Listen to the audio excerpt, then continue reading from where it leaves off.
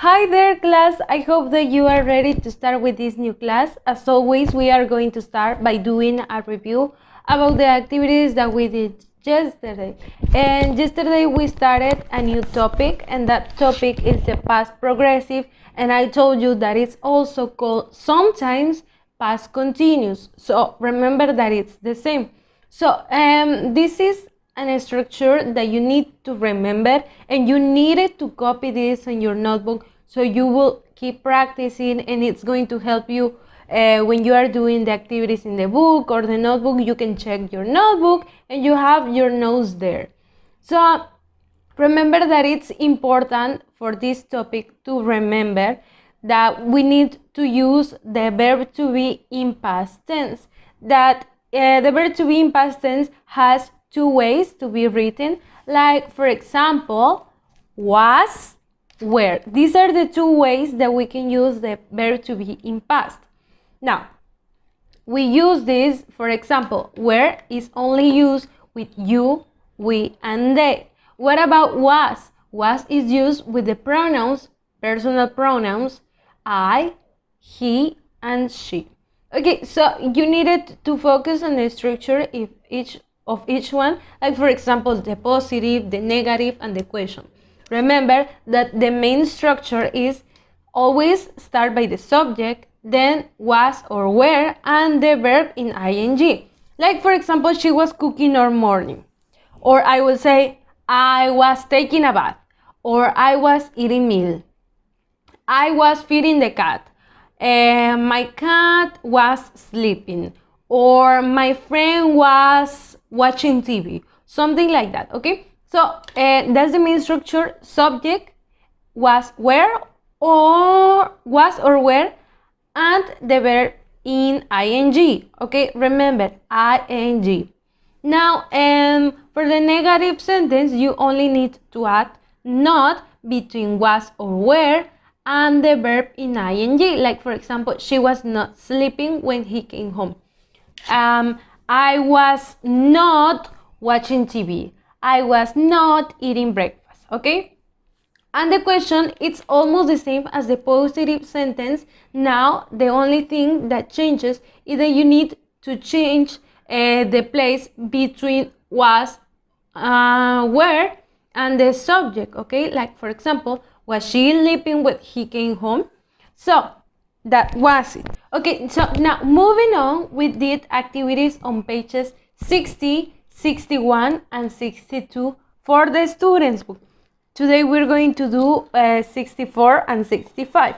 But before that, we're going to do a review, or maybe we are going to learn a new topic. That topic is writing postcards. Okay? It's super important for us to know what is a postcard. So right now you are seeing here the example that you have in the book in page 64. I'm going to use this example first, but later we have another example. Can you see it in here? This is the example. Right? And yes, so we have only 4 parts in a postcard. Maybe then we have the address, the telephone number, but we're only focusing on in 4 parts. Like for example, the date, the greeting, the body, and the closing. It's similar to the letters that we wrote, but okay. So the postcard says, February 22nd, Dear Heather, I'm having a great time with my family here at Playa del Carmen. The food at our hotel is great. There are many fun things to do on the beach. But yesterday I got sunburned while I was playing on the beach. I wasn't wearing enough sunscreen. See you soon, your friend Helen. So, the main parts, of course, we have the date in here, February 22nd, okay? They didn't write the year, but it's okay. The greeting, Dear Heather, or maybe you can say, Dear Aunt, Dear Mom, Dear Teacher, Dear Friend, okay? And the body is your message, okay? The main thing, the idea that you want to write your friend, your relative about. And the closing is when you are saying goodbye. It says, your friend Helen.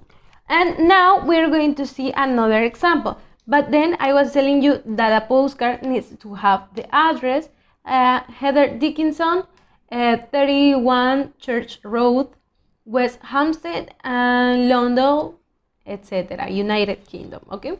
She's from England. Now, I have another example in here that I found on the internet. Here we have the address, but we are not focusing on that. Okay, so we have the date, December 2020, okay? This is a different date. In the book, we have February 22nd. In this case, we have the month and the year, February 2020. And the greeting says, dear grandma, okay? We are writing now to grandma. And the body is this whole thing, okay? This is the message. All the message is all the body. Now it says, I'm on holiday in London. There are lots of fun things to see and do. On Monday, we saw Big Ben. On Tuesday, we went to the London Eye. On Wednesday, we saw Tower Bridge.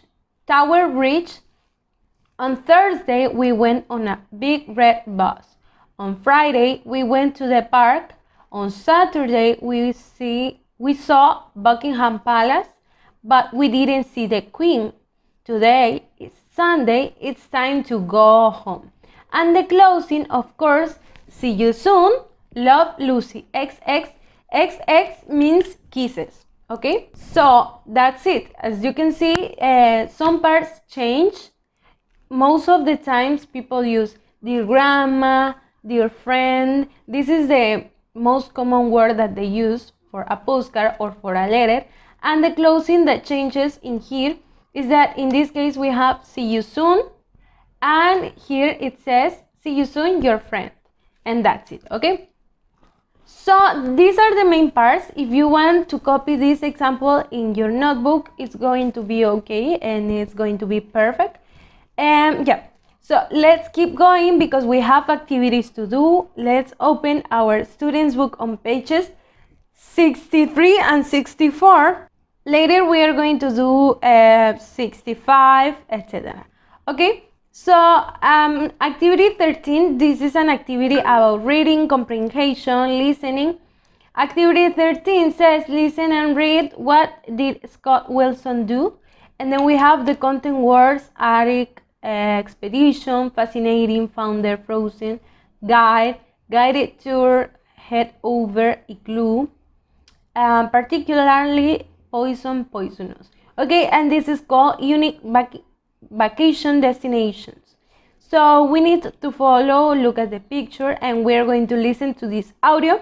And when it finishes, we're going to do activity 14 together. So let's pay attention so we don't miss anything. Students Book, page 63, Activity 13. Listen and read. What did Scott Wilson do? Unique vacation destinations. Every year, millions of people around the world go on vacation. Some visit their families who live far away. Some like active vacations, like hiking in national parks. And others like spending all day on the beach with a good book. Some people want to do something unusual and exciting. How about you? Would you like to try something different for your next vacation? Here are a few suggestions. Try looking at some bad art. The Museum of Bad Art, MOBA, near Boston, Massachusetts, USA, has more than 600 pieces of the world's worst art. But is the art really that bad? Well, it's enough to say that its founder, Scott Wilson, had the idea when he found a particularly bad painting in the trash.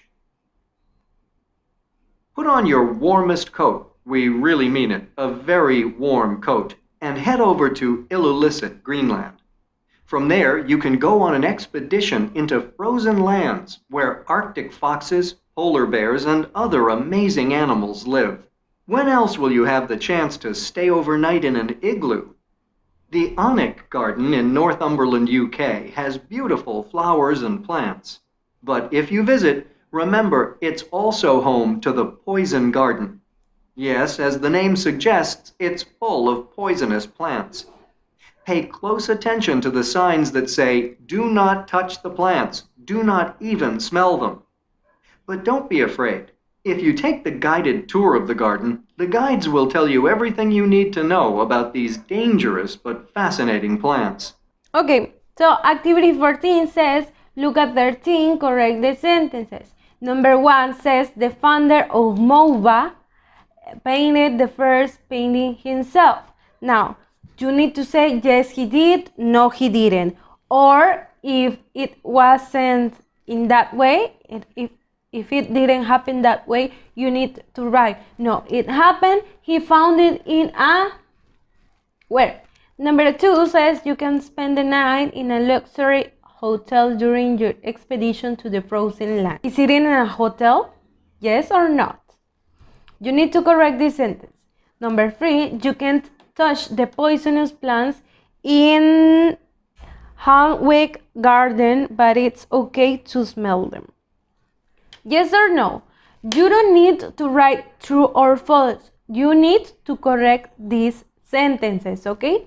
So, Team Big Activity says, which of these places would you like to visit? Why? Would you like to visit the MOVA and Igloo Village or the Alnwick Garden? Why? So now let's go to the next page, and it's page 84, where we have activity 15 and 18. Activity 15 says read Helen's postcard. Okay, we've already done that, right? And activity 18 says read the writing steps and write a postcard to a friend about your vacation, right? Now, writing steps. Number 1, think of a vacation place. Number 2, write a date and greeting. Number 3, write about where you are. Number 4, write about why you like it or don't like it. Number 5, write about a problem on your vacation. Number 6, write a final sentence. Number 7, write a closing and sign the postcard. Number 8, write an address. So, and these are the parts. Some of these, like for example, closing and the final sentence, these parts are parts of letters that we've already learned. So you should know how to write this. These steps are like quite well explained, but if you need to help, you can send me a message and I help you. You just need to write a postcard in your notebook like this one, okay?